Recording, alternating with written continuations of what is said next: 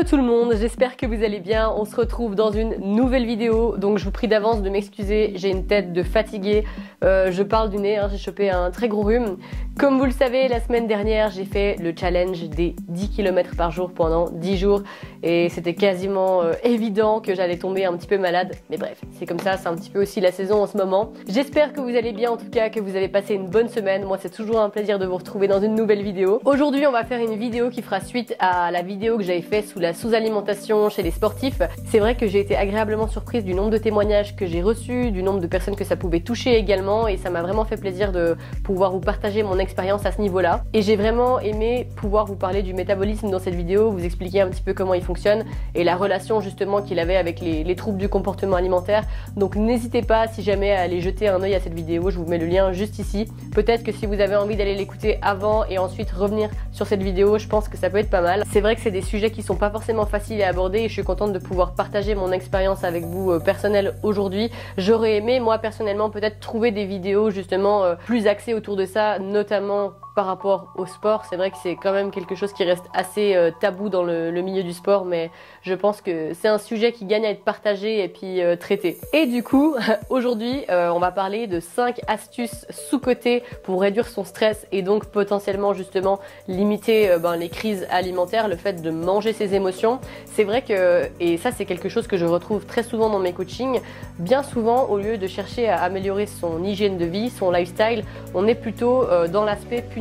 Ça veut dire qu'on va se priver, on va vouloir tenter de faire des régimes, on va pas forcément être doux avec soi, et ça c'est quelque chose aussi qui me tient vraiment à cœur, c'est d'expliquer qu'on peut très bien retrouver un équilibre de vie sans forcément justement basculer dans une extrême, tout comme moi ça a pu m'arriver dans le milieu du sport. Aujourd'hui je vais rien vous apprendre de magique je pense, mais j'ai à cœur de partager avec vous ces astuces qui m'ont beaucoup aidé dans mon quotidien à pouvoir retrouver un équilibre. C'est vrai que personnellement moi j'ai à cœur de me sentir bien et physiquement et mentalement, et je pense qu'on peut trouver des solutions qui sont pas drastiques et surtout qu'on peut tenir sur du long terme. C'est ça qui est vraiment très important dans la notion d'équilibre, c'est de mettre en place une routine, un lifestyle qui va vous permettre d'être bien sur la durée et puis surtout de pouvoir perdurer dans le temps. Les conseils que je vais vous partager dans cette vidéo sont des choses que moi personnellement je mets en pratique et qui me font du bien. Il n'y a absolument aucune obligation de prendre au pied de la lettre ce que je vais dire, mais c'est vraiment juste pour vous partager ce qui moi aujourd'hui contribue à mon équilibre et ce qui me rend bien, et surtout ce qui me permet de performer et puis d'être bien dans mon corps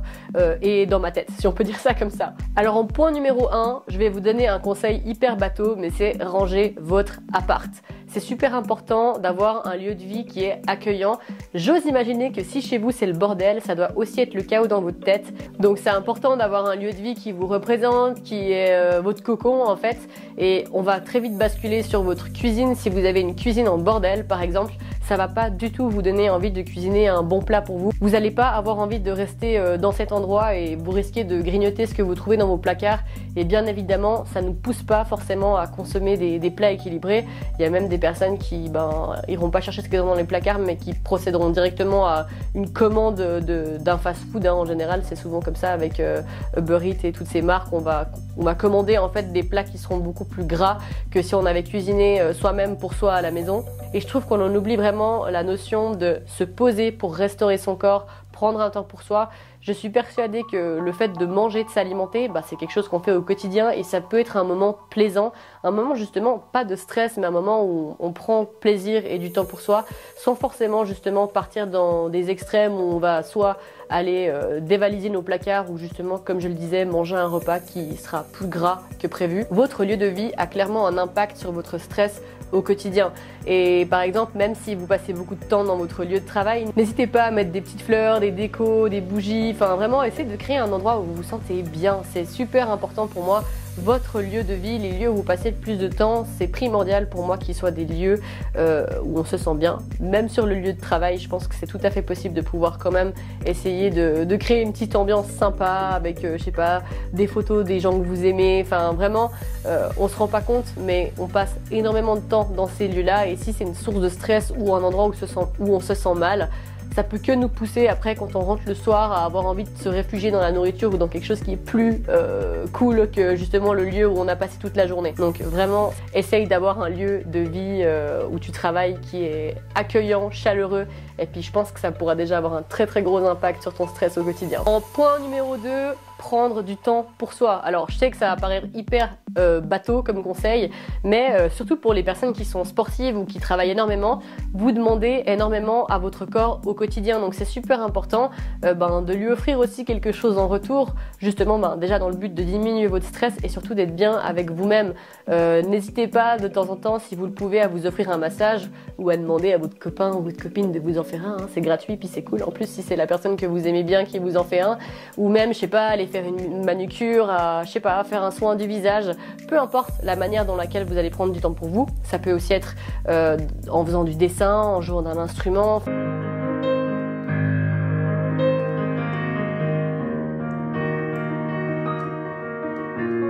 Vraiment, soyez imaginatifs, mais essayez aussi de prendre ce temps-là pour vous, justement, allier plaisir et effort, si on peut dire ça comme ça. Et selon moi, c'est une équation qui marche vraiment plutôt très bien. Je dirais que quand on tire trop souvent sur la corde, au bout d'un moment, c'est là où on a tendance à perdre le contrôle et de nouveau potentiellement à manger ses émotions. Essayez d'être pote avec votre corps, je pense que c'est la meilleure équation possible pour avoir des résultats.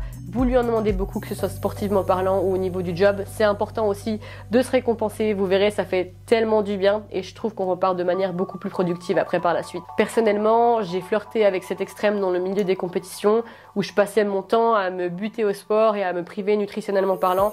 Et je peux vous jurer que c'est clairement ce qui a causé de nombreux troubles alimentaires chez moi.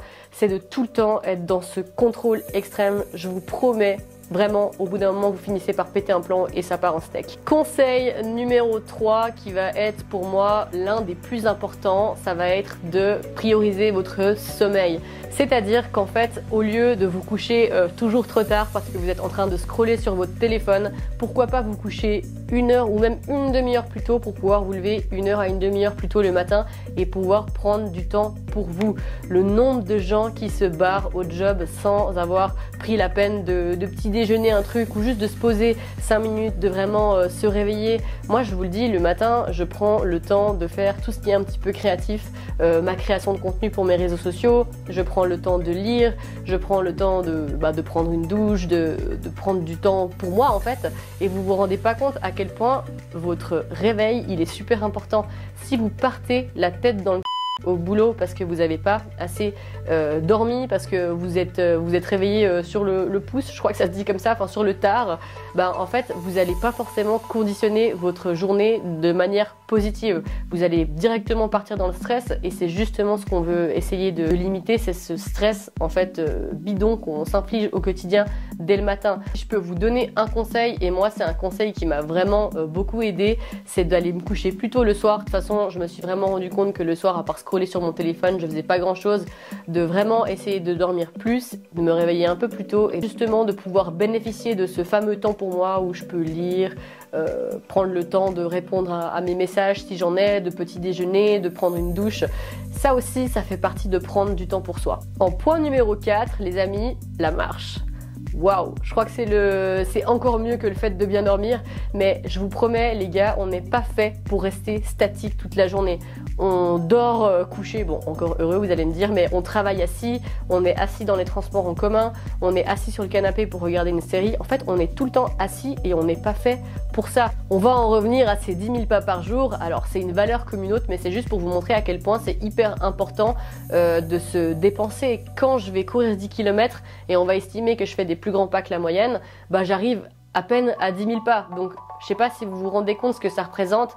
On va diviser par 2 parce que je pense que quand on court, on fait des plus grands pas. Bon voilà, je reviens là-dessus. Mais en tout cas, marcher 5 km par jour pour votre santé, c'est super important. On est trop assis, le mouvement, c'est la vie. On néglige vraiment trop le fait de bouger son corps au quotidien et on a tous le temps pour aller marcher une demi-heure par jour. Ça rend les idées claires et en plus, ça booste votre métabolisme. En point numéro 5, les amis, se faire plaisir. Et là, je vais vous prendre un exemple concret que je vis très souvent en coaching. Les personnes vont souvent se concentrer sur un truc qu'elles vont faire faux au lieu de se concentrer sur tout le reste.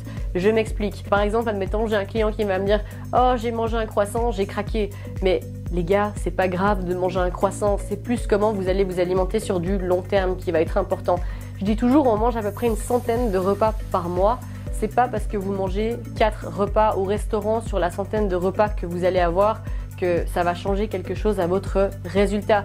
c'est plutôt si vous le faites quotidiennement ou que vous mangez tous les jours, si vous ne donnez pas forcément les bons nutriments à votre corps, c'est là où sur du long terme, vous n'allez pas avoir les résultats escomptés. À calories égales, il n'y a pas un aliment qui vous fait plus grossir qu'un autre. C'est une question d'équilibre. Question d'équilibre, ça fait 150 fois que je vous le répète, je sais, je suis désolée, mais c'est vraiment comme ça qu'il faut voir les choses. Et croyez-en, mon expérience, plus je me suis frustrée, plus je me suis privée et plus j'ai craqué justement sur des croissants, si on peut dire ça comme ça. Donc si au moins c'est ok pour vous, même si vous le mangez une fois par semaine, ben essayez de prendre ce moment-là comme ouais, allez, tous les mercredis, c'est mercredi matin, c'est croissant à la confiture avec mon petit café, c'est mon petit kiff du mercredi. De toute façon, le soir, je vais au sport pour me dépenser, ça va me faire du bien et ça va simplement apporter de l'énergie à mon corps. Donc voilà, réjouissez-vous de ce que vous pouvez manger, des petits plaisirs que vous pouvez avoir au quotidien. C'est l'effet cumulé de tout ce que vous faites au quotidien sur du long terme, jusqu'à présent, là maintenant tout de suite, qui va vous donner le résultat que vous êtes maintenant. Donc c'est clair les gars, si tous les jours vous mangez des croissants, au bout d'un moment ça aura peut-être un impact négatif sur votre santé, et encore plus si vous faites pas les 30 minutes de marche par jour et que vous bougez pas vos fesses, simplement. Là c'est clair qu'on risque pas d'avoir le même résultat que si justement on a une alimentation équilibrée sur du long terme. C'est important qu'il n'y ait pas d'aliments interdits parce que ça va être une source de craquage pour vous simplement. En fait, vous allez vous foutre un stress même quand vous allez aller faire les commissions. Au bout d'un moment, c'est aussi une question de bon sens. Favorisez des aliments bruts et puis essayez d'avoir des touches de flexibilité. C'est toujours ce que je dis. Si vous mangez un repas sain, équilibré avec des protéines, des féculents, des légumes, si vous avez envie de mettre un peu de fromage dessus ou un peu de mayonnaise, c'est pas ça qui va changer tous vos petits efforts, dans le sens où la base de votre plat seront quand même constitués d'aliments sains, d'aliments bruts. En fait, c'est une question de bon sens aussi au bout d'un moment. Essayez de favoriser des aliments bruts et qui ne sont pas transformés. Le problème avec l'hyper-industrialisation alimentaire aujourd'hui, c'est que dans ce que vous allez acheter qui est déjà conçu, on va retrouver énormément de sucre ajouté, d'édulcorants, de conservateurs, enfin plein de choses dans ces aliments qui potentiellement sur du long terme vont pouvoir justement abîmer votre corps et ralentir votre métabolisme. Après, on n'a pas trop de recul exact là-dessus, mais il suffit aussi de regarder un petit peu notre société actuelle, de voir comment le physique des gens évolue pour se rendre compte que c'est pas forcément la meilleure, la manière la plus optimale de s'alimenter. Vous, c'est l'excès qui est pas très bon. Encore une fois, les résultats que vous allez avoir, c'est sur du long terme que ça va se construire. Là où vous risquez de prendre du poids, c'est si vous avez une mauvaise hygiène de vie, que vous bougez pas suffisamment votre corps, que vous vous hydratez pas correctement et que vous mangez tout le temps que des aliments transformés. Mais de nouveau, c'est sur du long terme qu'on a du recul et c'est pas du jour au lendemain. Donc ne vous focalisez pas sur un seul repas, focalisez-vous plutôt sur votre hygiène au quotidien sur du long terme. En point numéro 6, ça va paraître hyper paradoxal de dire ça, et de nouveau je pense que c'est une méthode qui s'adresse pas à tout le monde, mais pour les personnes par exemple qui souffrent de crise d'hyperphagie ou de crise de boulimie, ça peut être intéressant de venir noter vos calories plutôt. Moi je me suis longtemps aidée d'une application où je rentrais en fait tout ce que je mangeais dedans pour pouvoir prendre conscience du nombre de calories que j'ingérais, parce que c'est clair et net que souvent ce qui peut déclencher des crises alimentaires, c'est le fait qu'on ne mange pas assez. Et si vous vous rendez compte que effectivement en rentrant ce que vous mangez quotidiennement dans cette application, que vous mangez que 1000 calories, c'est complètement normal en fait que vous allez avoir des crises alimentaires parce que vous n'allez pas manger assez. Prendre conscience de ces apports, de ce qu'on met dans son ventre, selon moi ça peut être une technique aussi pour pouvoir déjà acquérir des connaissances au niveau nutritionnel, vous rassurer et surtout diminuer votre stress au quotidien en mode mais est-ce que j'ai trop mangé, est-ce que j'ai pas assez mangé. Quand on grignote, quand on fait des crises alimentaires, on ne se rend pas forcément compte de ce qu'on met dans son ventre, et c'est vrai que moi ça m'a énormément aidé à prendre conscience de ça. D'ailleurs, petit partage d'expérience personnelle, j'ai pendant longtemps noté justement ce que je mangeais dans une application et je me suis rendu compte qu'aux alentours de midi, j'avais toujours ingéré environ 1000 à 1100 calories, peu importe les aliments que j'allais ingérer en fait, et je me suis dit que en fait le corps était super bien fait, et du moment où vous avez un équilibre, en fait votre corps il s'auto-régule tout seul. Si vous lui donnez moins à manger, il va sentir et il va vous réclamer de la nourriture. Donc l'alimentation intuitive, je pense que ça passe aussi par beaucoup d'écoute de soi, de comprendre ces moments justement où on a faim et de se dire en fait si j'ai faim c'est parce qu'il faut que je mange, et pas toujours être en résistance avec ce signal que notre corps nous envoie. Quand on a faim, et ça je le dis pour les personnes qui souffrent de troubles alimentaires, c'est pas mal d'avoir faim et c'est normal de manger, c'est normal de donner de l'énergie à son corps, il va en avoir besoin. D'autant plus si vous êtes sportif et que vous vous dépensez, ça va être d'autant plus important de restaurer votre corps au travers de la nourriture. Et je peux vous jurer que ça aide vraiment à prendre conscience, de noter ce que vous mangez, parce que effectivement, si vous arrivez à la fin de la journée et que vous avez mangé que 1000 calories, c'est complètement normal d'avoir faim en fait, et puis de prendre conscience que, ah oui, c'est normal en fait. 1200 calories, c'est pour une petite fille de 10-12 ans, enfin voilà. Et je peux vous jurer que franchement, de prendre conscience de ce que vous mangez, de noter dans une application et de vous dire, ah oui, bon, on arrive à la fin de la journée, j'ai mangé que 1000 calories, c'est normal que j'ai faim. Et juste de prendre conscience de ce sentiment-là, qui est tout à fait normal au final. Et ce qui est intéressant dans cette expérience, c'est que au bout d'un moment de moi-même, je me suis dit, en fait c'est bon, t'as plus besoin de compter. Tu vois, tu peux faire confiance à ton corps, et puis ça m'a vraiment énormément aidé. Il faut savoir que votre manière de vous alimenter, elle est assez propre à chacun et à votre lifestyle, à votre quotidien. En fait, ce qu'il faut savoir, c'est que c'est hyper sociétal de manger matin, midi et soir. Le but, c'est de trouver sa routine à soi-même, celle qui vous correspond. Si vous n'avez pas faim le matin et que vous n'avez pas envie de déjeuner, c'est complètement ok.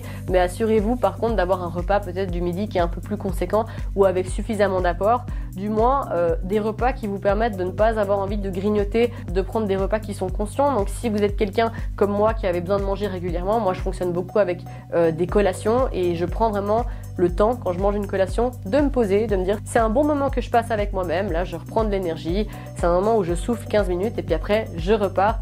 Et je trouve qu'après on arrive à développer une relation qui est beaucoup moins stressante de ce fait avec le fait de s'alimenter. Il y a beaucoup de personnes qui de midi jusqu'au soir ne mangent plus rien du tout et quand ils arrivent à la maison, c'est pas encore l'heure de manger et du coup ils vont foncer dans les placards, bouffer tout ce qu'il y a dedans parce que pour la simple et bonne raison que leur corps aura peut-être lutté toute la journée avec très peu d'énergie.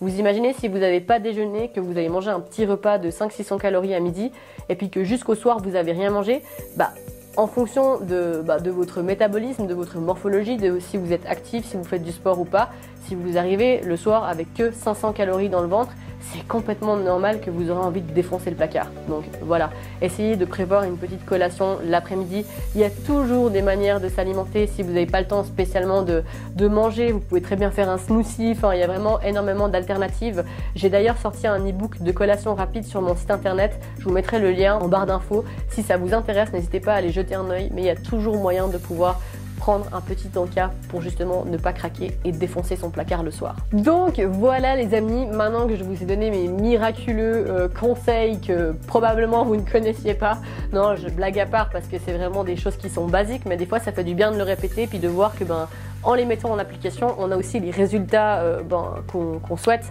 Franchement, diminuer votre stress au quotidien, c'est vraiment une des clés pour éviter de craquer et de manger ses émotions. Essayez de comprendre pourquoi aussi ça arrive, à quel moment. Est-ce que c'est justement parce que vous ne mangez pas suffisamment et puis vous vous privez toute la journée et que le soir, vous avez absolument besoin de manger? Ou est-ce que c'est peut-être pour fuir une émotion ou un autre problème? Enfin voilà, je pense que, comme je le répète, excusez-moi une 150e fois dans cette vidéo, c'est vraiment une question d'équilibre personnel. Moi, ce sont des choses qui ont fonctionné avec moi. Je vous invite à tester ces choses, si vous en avez envie, à me faire un retour en commentaire. C'est toujours un plaisir de pouvoir vous lire. J'espère que cette vidéo vous aura plu. Je referai très certainement des vidéos en sport et nutrition, à voir comment j'ai envie de monter ça. N'hésitez pas, si jamais vous avez des suggestions de vidéos, à me les faire en commentaire. Comme d'habitude, à me lâcher un petit pouce bleu, à vous abonner, activer la cloche des notifications. Et j'essaye de sortir une vidéo par semaine. Peut-être qu'il n'y en aura pas pendant les fêtes, comme vous serez en train de profiter en famille et que moi aussi, mais en tout cas voilà, sachez que ça me tient à cœur de pouvoir vous sortir du contenu régulier et du contenu qui vous plaise également. Je vous souhaite une excellente journée, je vous souhaite aussi de très belles fêtes, une bonne année en avance, des belles fêtes de Noël, prenez soin de vous et on se dit à la prochaine vidéo.